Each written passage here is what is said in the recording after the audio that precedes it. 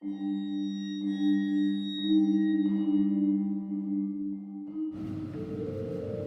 Batulao, 2010 around 7 p.m.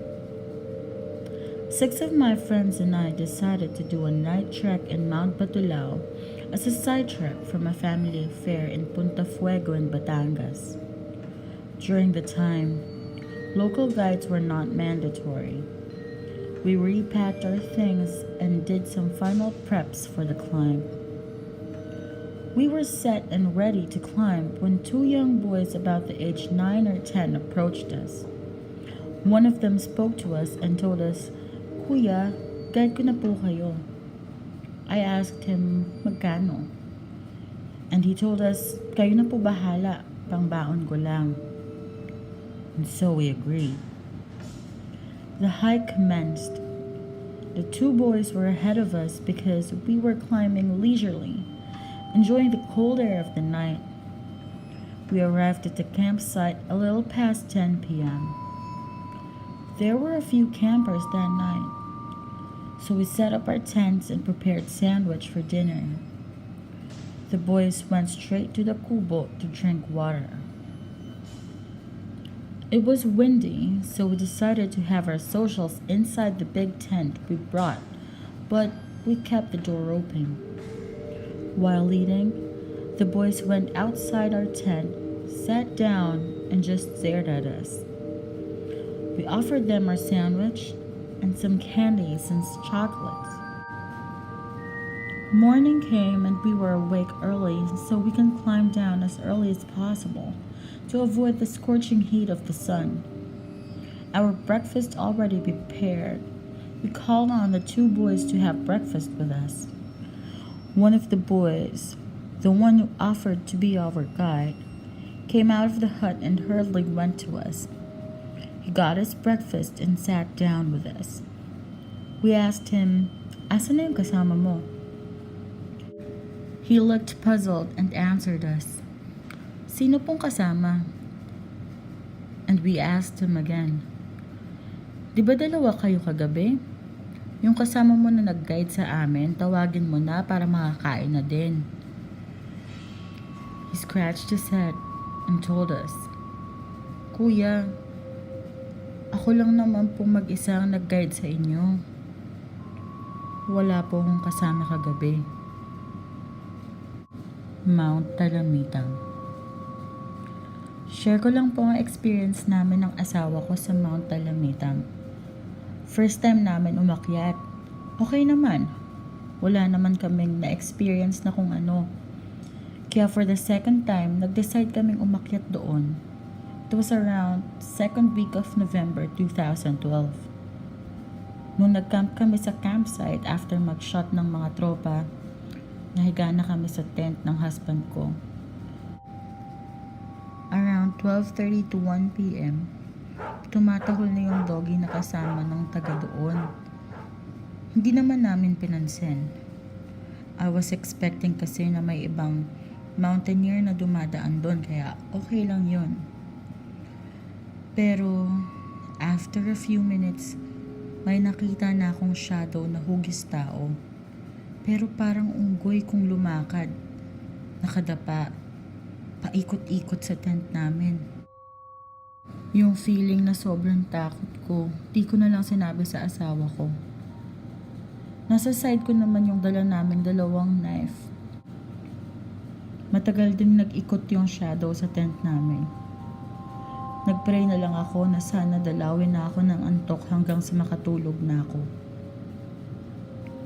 Kinabukasan, sabi ng dalawang tropa, may nakita daw silang malaking tao sa tapat ng tent namin. At akala ko imagination ko lang yung shadow na nakita ako. Nung morning, habang kumakain kami, nagsimula na magkwento ang asawa ko. Totoo nga, yung anino nakita namin sa tent na umaaligid sa amin. Thankful pa rin kami kasi walang nangyari sa amin. Mount Makiling. Legend has it that the woman is Maria Makiling, the forest nymph who guards the mountain. It is often said that Maria Makiling is an overwhelmingly beautiful lady who is kind and helpful to all those who also treat the mountain well. However, she is also known to be wrathful toward those who would try to harm the mountain. Two friends went on a hike on Mount Makiling. The other one was a non-believer of Maria Makiling. Upon reaching the summit, he dared and shouted, "Maria Makiling, kung totoo ka, magpakita ka. Pero wag mo akong tatakutin." Nothing happened. He told his hiking buddy, "Sabi sa'yo di totoo." And so months passed. One afternoon, they were walking along the streets of UPLB. They saw a lady with a very long hair in a white dress walking towards them and looking at them. Amazed by the woman's beauty, they took to a slow, and when their paths crossed, the lady spoke in a calm voice, saying, "Eto, nagpakita ako sa'yo, pero hindi kita tinakot." Mount Makulot. Many believe that the mountain is being haunted by the ghost of Maricar, the girl who plunged to her death at the Rockies. It is believed that she is the one spotted and heard by campers during the wee hours of the night. Some even claim to have heard her shrieks from down the Rockies. Aside from the sightings of the ghost girl, others claim to have seen huge shadows following or observing them from the trees. They would loom over the campers as they go about their activities. And at night, these shadows would also circle their tents, keeping them awake. Based on personal experience, in 2001, me and 5 of my friends decided to climb Mount Makulot on a weekday. Nobody was at the campsite that day. We cooked and set up 2 tents. We ate dinner and had some inuman session. Around 10 p.m., we decided to call it a night.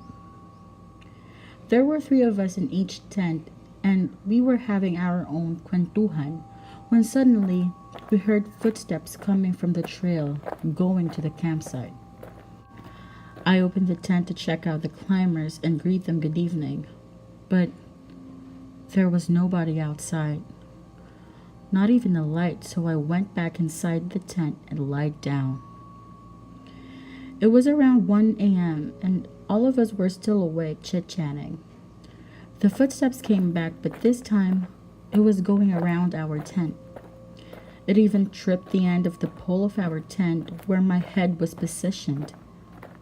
I was puzzled because the right side where we're camped was just tall grasses, and it would be impossible for someone to walk comfortably.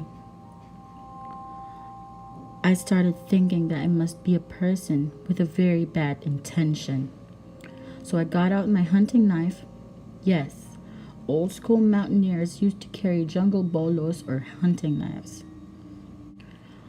I quickly got out of the tent to scare him, but there was no one outside, except that the campsite were all covered with thick fog. I felt chills, so I lied back down and we all tried to sleep. Morning came and we asked the registration area if there were climbers who trekked during the night. They told us we were the only people in the campsite that night. Second experience, 2012. Our group celebrated Christmas party at the campsite. We camped in the area where the trail leads you to the summit. While having fun, me and 2 of my friends saw someone go inside of our tents. It resembled a small boy. Coincidentally, one of our friends is a midget, so we thought it was just him. The scary part was, he took a leak and came from the opposite direction where we saw the boy. The 3 of us who saw it agreed to not tell the group until we got to the jump off. Mount San Cristobal. A group of hikers and a guide went on an unusual trail. They happened to pass a cottage of 5 family members. The father told them to leave their female companion behind, but she declined on it. They continued hiking, and after hours of trekking, the guide stopped and told them that he could not go any further. So they paid the guide and continued. However, they arrived in a forked trail. Their guide never told them about it. They decided to divide their group, where each team will have to take both trails to check which one of it is right. While discussing, a couple stumbled upon them. They helped them choose the right way and told the group to follow them. They took the left path. They followed the couple for hours until darkness approached and heavy rain fell. The trail started to get muddy. Suddenly, all their flashlights turned off simultaneously. They still tried to follow the couple. When their lights turned on, the couple vanished, and to their disbelief, they saw one of their members hanging on a cliff. Fortunately, she was saved.